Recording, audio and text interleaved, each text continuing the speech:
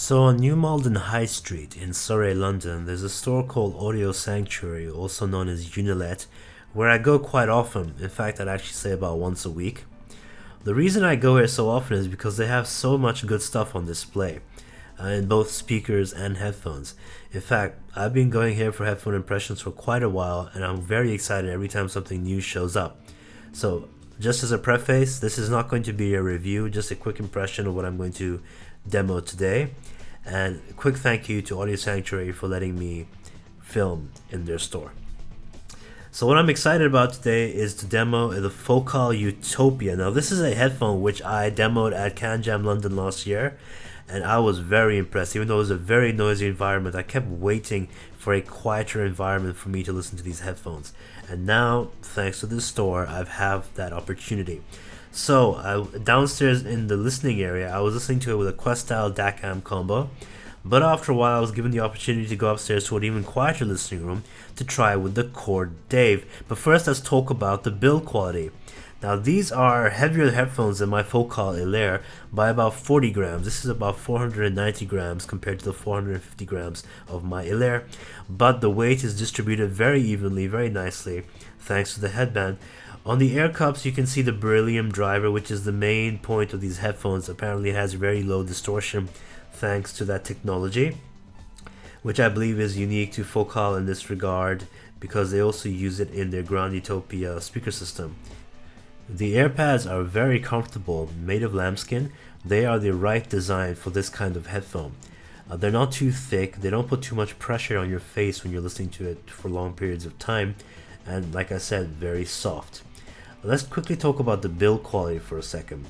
In Interfidelity's review, you might have noticed that it was very creaky, the model that Tile had at the time. Let's try this one out.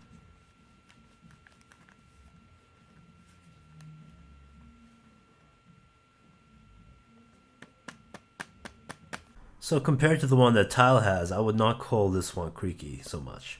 So unlike the Focal Hilaire, which uses 3.5mm connectors on its cables, the Focal Utopia uses something called a LEMO connector, which is harder to get in and out, but has good staying power.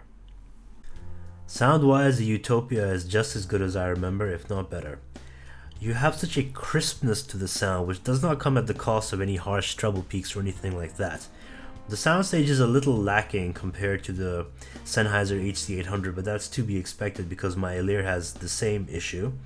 But everything else I think is far better than what the Sennheiser HC800 can muster. The sound has a very delicate but very nuanced feel to the treble, which is missing from the Hilaire even.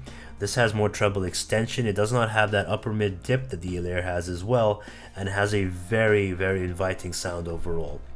When it comes to how it goes against other headphones in the exact same price, against the LCD4 actually has a wider soundstage, but it has less clarity overall.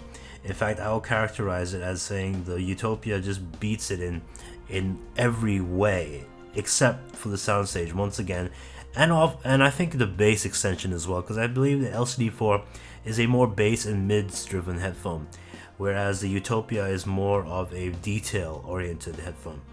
So once my sinuses clear up, I'm going to be going back to Audio Sanctuary next week to listen to this a lot more so I can get more accurate impressions to put into an actual review.